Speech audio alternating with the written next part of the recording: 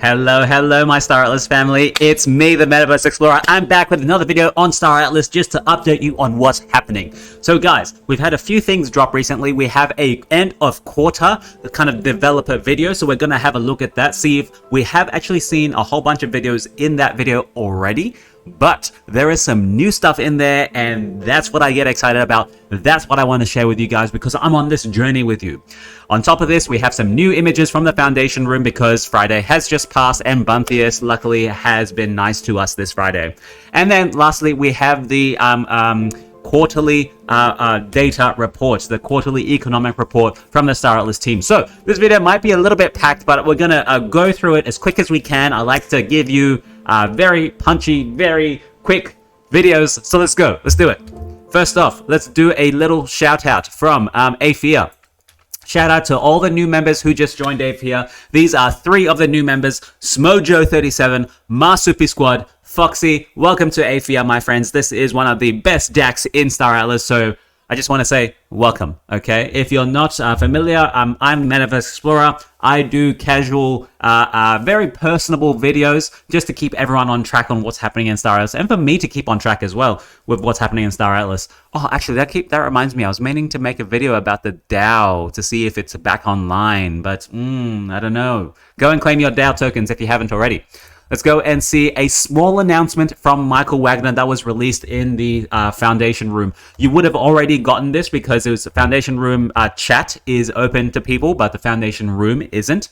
So let's see from Michael Wagner here. What is he saying? Hey everyone, I wanted to take a moment to express my gratitude for your enthusiasm and support for Galia's upcoming movement testbed, which will also be coupling with an immersive social campaign. Ooh, an immersive social campaign. I wonder what that is.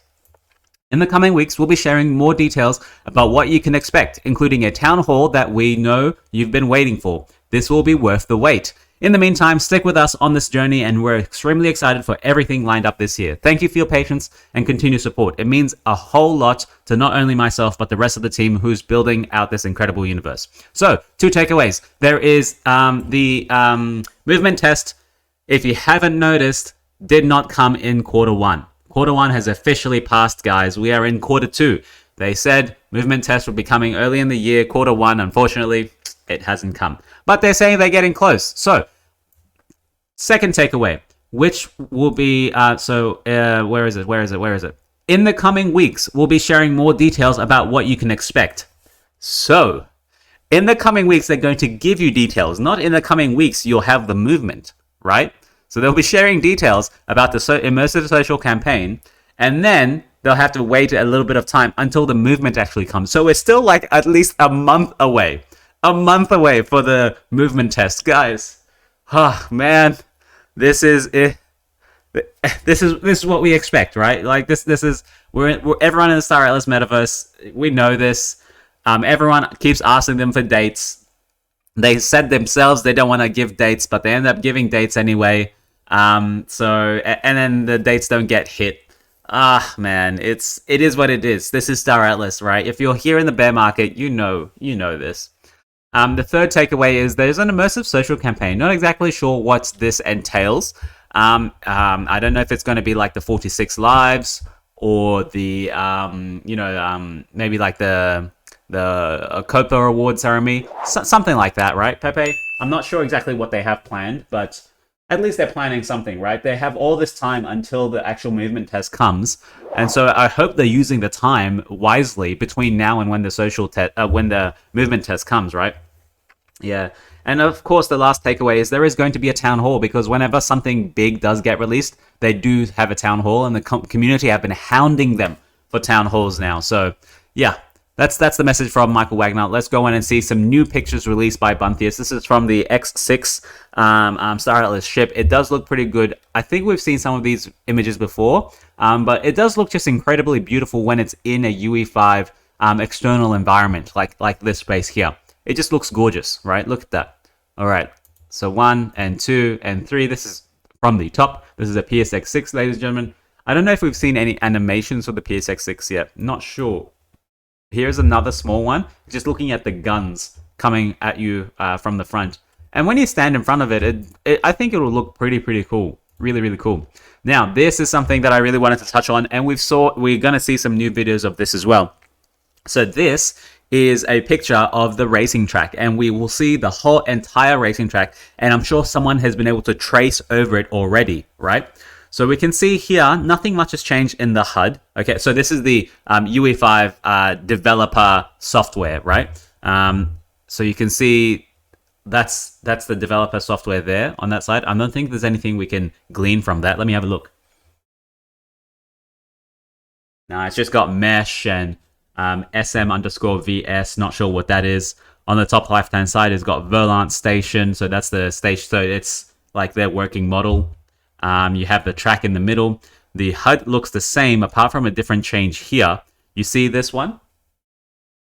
It's got Gatling gun, brackets ×4, and then it's got the actual ammo count. So you have ammo count now. It's not an infinite amount of shooting, right? So that means you have to be selective with who you try and hit now, especially in the race, because you do have guns that pop up and that you'll be able to get them. And apart from that, nothing else really has changed. The what do you call it? The person itself. I don't know if you can look here. It's got some degrading of the suit. You can see there. Look at that. It's not a clear cut white. I don't know if it's because of the quality of the picture or the quality of the model itself, but it doesn't look clear cut. Yeah, so that's that. Let's move on to the next one. This is going to be, I think, the entire racetrack, my friends. So let's take a second, just 30 seconds. Let's, a second or 30. Let's trace the entire racetrack and see where it goes. So this is the entire Verlant studio, right? This is the central space station for MUD, okay? And in there, we have the Verlant studio. This is where we've been able to play only recently, and we haven't been able to go outside of this ring, okay? Or we went around a little bit here, but not so much outside. Now, it seems like the racing track starts here, starts right there. You can see that. You see the arrows going this way, and we've seen pictures of this. So it goes here, goes first one left, and then a UE all the way around. A UE is an Australian term, is an Aussie bogan term for, you know, doing a 180-degree turn. It's a UE. Chuck a UE. Chuck a UE, bro. Anyway, that's too Australian for you guys. Most of the audiences who watch this is American. Yeah, go all the way up here. Turn, it's a very sharp right here, sharp left, sharp right, sharp left again. Many sharp turns. And then you can see here the trail kind of diverges into two, if I'm seeing it right. You can see it going here, and you can see it going all the way on the left. So let's follow it along as it goes on the right side. It comes up here, and then another sharp one down, another sharp turn across this way. There's not many straight paths, right? There's not many straight shots. Here's a mini small straight shot. You go up, you go underneath the bridge, you turn left at the bridge, turn right, turn left, turn right again. Oh, that's a bit too many under the bridges. I think they need to reduce that to one under the bridge. Now this is where it starts getting a little bit exciting. This way you start speeding up and have people overtaking each other. So you can see it goes all the way straight line. You speed up, you do a hard right, and then you speed all the way up and go up this giant ramp. Okay, this is where people will be like overtaking each other, most definitely. Let's zoom in so you can see more. Yeah, so people will be able to go up there, like all the way around, and then it stops. So I don't know where they're going to take the rest of this, or am I seeing it wrong? Oh, there's other stuff on this side. So I wonder, is it going to be a ramp maybe? Maybe they want to put a ramp here. You can see it just stops there. So maybe a ramp all the way there, or maybe it falls down, for example, and you come back up into this from this ridge here. Let's go back, sorry. Let's go this way. And you can see you probably turn left here on this little ramp, and then you come across all the way, turn right, turn left, and then you are at the finish line. And that seems to be the finish line there. So they've got a racetrack, right? There is a racetrack, and we've seen videos of it already. We're going to watch a little bit more as they go through it. I generally think so far, my initial reactions, and just from playing games, there's one too many hard turns. There's usually only like 1, 2, or 3 hard turns in a track. And that's like the defining factor to see it, how fast you can get out of that turn. Because for example, they have like 3 turns under the bridge, and they have Like, look at these ones here. 1, 2, 3.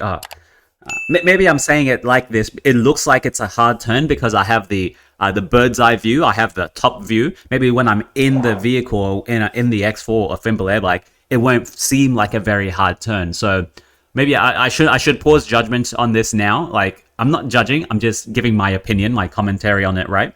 So I'm gonna wait until we actually get a full drive through to see what it's like. And lastly, from Bunthius, as he finished sharing these pictures, there are two major things that we have up our sleeves that I'll keep hush for now and reveal it when we know we can achieve it. By all signs points to yes right now, but all signs point to yes right now. So it's just a matter of time. Gameplay wise, I also think it's unique, not just within Web3, but it's really hard to find a speeder / racer style game to compare it to. So we're paving a new ground here. Wipeout gets compared a lot, but they're enclosed vehicles with crazy physics. Yeah, we can't do that in UE5 yet. That's going to take too much time. Don't worry. The exposed character like Riptide is adding a more complex dynamic. Ooh, let's see. Riptide. Let's have a look at what he's talking about. Riptide game. Oh, I see. Oh, yeah. I see that. I see what he means there. Yeah. Yeah, so that's okay. He's got that in his mind, and if you think about it, that, does look a little bit like the Star Atlas Racing. It looks like a Fimble Air Bike or a Fimble Air Bike or an X4. Okay, I get that. Let's go back. Where are we? More complex than there's a lot I want to say about it right now, but should keep it on the down low. I think it's going to be a hit and a ton of fun. I also think if we get those 2 points executed as planned, everyone is going to want to get in and play. Have to be fair to dev updates like Wilder World because it's a work in progress, so a lot of the background elements are shown in work in progress state. I will give a shout out to our Art Direction team. They're top tier and very strict about the pipelines. So if something you see is not using best in industry standards, is because it's work in progress and we'll get there post polish. All right. So you can see they're kind of trying to look at the competitors in the like racing scene to see who they want to really align with and who they don't want to align with. He's saying Riptide looks good so far. Can't really do a lot with Wipeout. Wipeout, I remember playing Wipeout myself. Yeah. Wipeout, I remember that. That was pretty nice. That looks like what I expect the Star Atlas to look like, being honest. But the graphic, the explosions and the physics was a bit much. Something I don't expect from Star Atlas, to be honest. Now, we have, before the video, let's talk about the Star Atlas State of the Economy Q1 for 2023. Let's do that influencer thing. And if you know me, I hate the word influencer. Let's do that influencer thing where we skim the entire document without going into any detail and providing any genuine insight.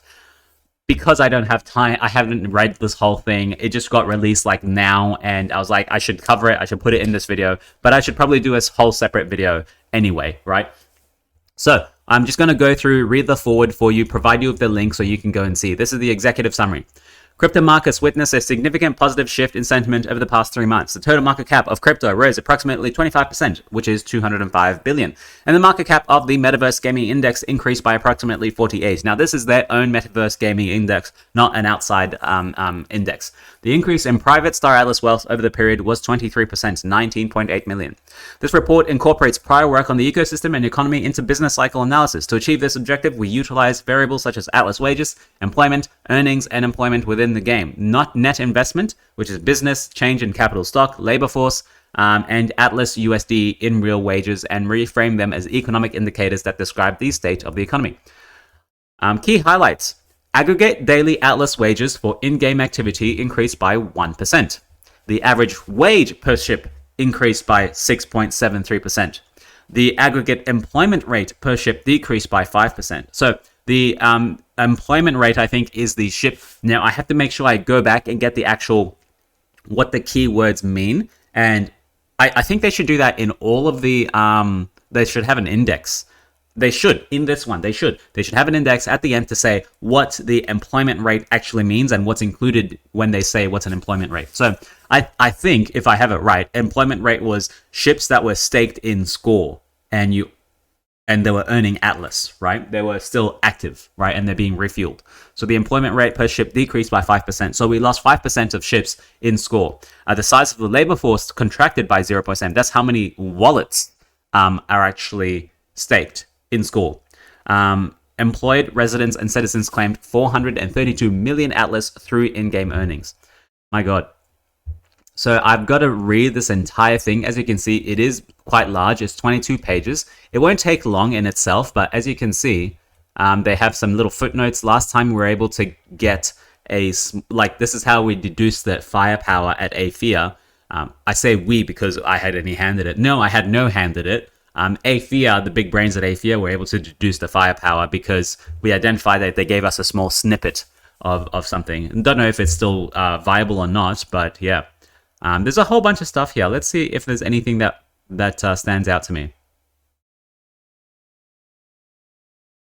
Oh yeah, so they do have a small explanation of the terms here. Fully employed. VWAP of fully employed ships with slight adjustment. 3 days of employment that will slightly overestimate the value. Ooh. Pepe, this is some big brain stuff. We gotta get some tea. We gotta get some tea, Pepe. And we gotta read this like thoroughly and then make a good video. He's gone. He doesn't care. Pepe doesn't care. It's the bear market, man. It's hard. It's tough for everyone. Anything else in here? Factors relationship to domestic economic indicators. Man, sometimes you need to be like actually in the loop to understand all of this stuff. And we're only halfway through here. Stylized facts? What are they? Table 4 presents the phase amplitudes for the average within wallet employment rate, VWAP weighted employment rate, and the Atlas earning decomposition. For the domestic cycle, the percentage changes for all 3 employment rates have the correct signs. Like, what? Like, I should probably read the entire paragraph so I know what the hell they're talking about. But as I said, we're skimming this, right? We are not actually reading the whole thing. Main economic summary. Oh yeah, this is the main economic summary. I wonder if we can glean anything from here. Yeah, labor force did decrease by 0.7, employment rate, so 5% of ships left, but 0.7% of wallets left. I think that's right. Yeah, so that means like that 0.7% of wallets held 5% of the ships, right? Let's look at in the past work we defined the ecosystem. No. I want the creation of economy that is crucial for the advancement. No, I want general insight from the conclusion, not just rehashing stuff. Therefore, we define some of the most critical indicators for data runners and macro researchers. Okay, good. This panel dataset and star is equivalent to the country panel dataset frequently obtained by the OECD. Nah. Referencing, good. Because I teach at uni as well, so I like to look at their referencing and like see if I can get their argument or not. So that's to calculate the mean global factor. Skimming, whole bunch of indicators, whole bunch of values that we have to interpret. Commander, capital, large, mediums, anything stand out? Nope. That's the earning. Oh, and there's no end. They should Oh, these, yeah, this is the appendix. I think I'm in the appendix now. Oh, it doesn't end well. Where's the rest of the ending? Anyway, I gotta read the full thing. But for now, enough numbers. Let's look at some gameplay and let's see what we can glean, ladies and gentlemen. So this is the end of Q1 developer update. We have seen some of these videos already. Right? We've seen this. Yeah, it's been a work in progress. The ATS Enforcer, we have seen it kind of dock. Female Airbike, seen it. Jet, seen it. Purple, the chair. Yeah, I wasn't sure what the chair was for. It's like it's the commander chair. Don't know why it would increase. And this seems like to be a PS ship. Maybe the PSX6, not sure. Here's PSX6 again. So as I said, we have seen these before. So I will stop on the ones we haven't seen before and then discuss those. We haven't seen this quite image before. It does look very high definition. I love it. We have seen the Unibomber before, but not like this.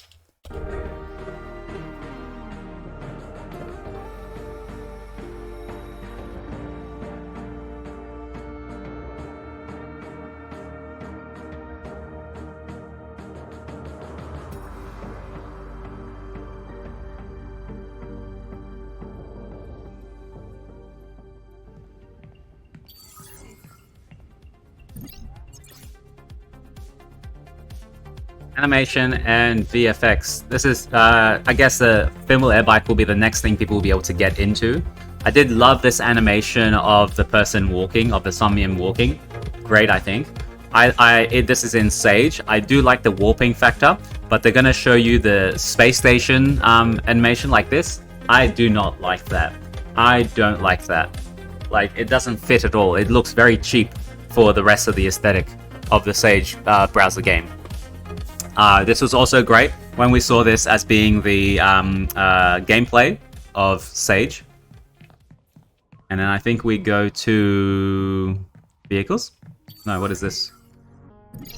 Environment. Cool, let's have a look. So I think they start off with the Sage, planet. Hopefully they can procedurally generate some of this stuff. It's really nice to see the kind of... It's a bit loud, isn't it?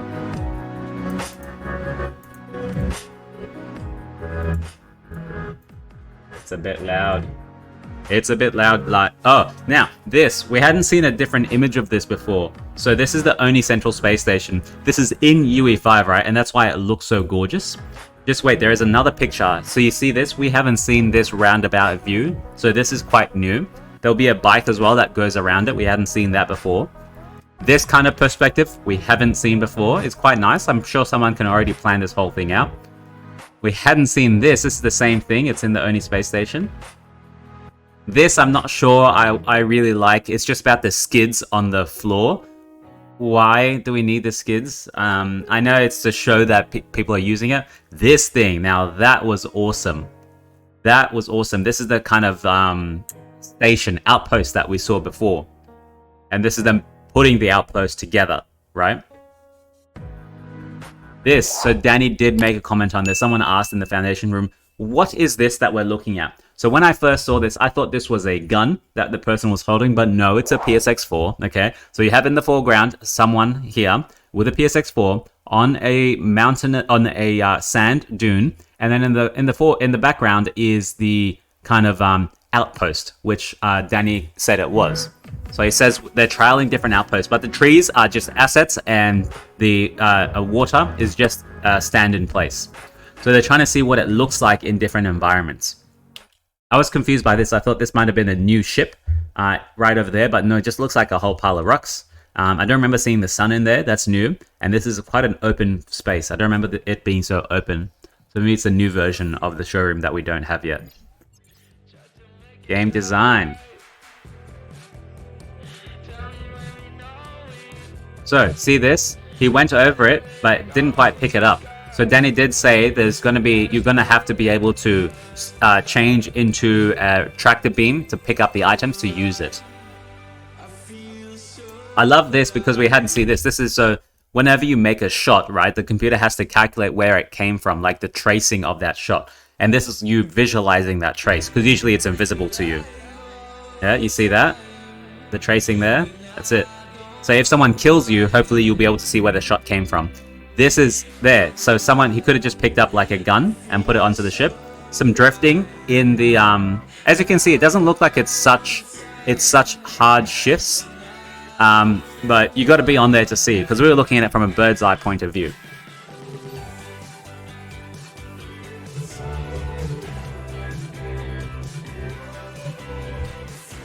And that's it, my friends. That's some new videos for you to digest over the next period of time. So we're just waiting, right? We're just waiting for the Sage game, for the Sage movement test to start. In a few weeks, we'll get information on how it starts. So it's at least a month away again. I'm sorry to be the bearer of bad news, guys, but that's just how it is. That's how this is at the moment. So it's quite unfortunate, but you can't do much else. All right. That's it for now. I'm going to leave you and love you. Thank you very much as always. If you did see the Pepe, that is the time to like and subscribe. I don't do it very often, but please, please subscribe for me. I'm having such trouble getting past 8,750. That's like the hurdle right now. There's no one else that's subscribing. All of you guys that do watch it, I think it's like an 80% subscription rate. So you guys just keep coming back watching these videos. So thank you very much. If it's your first time watching the video, please give me a like and subscribe. I'm so close to breaching 9,000 subscribers. Okay, that's enough groveling. Thank you very much. Ciao.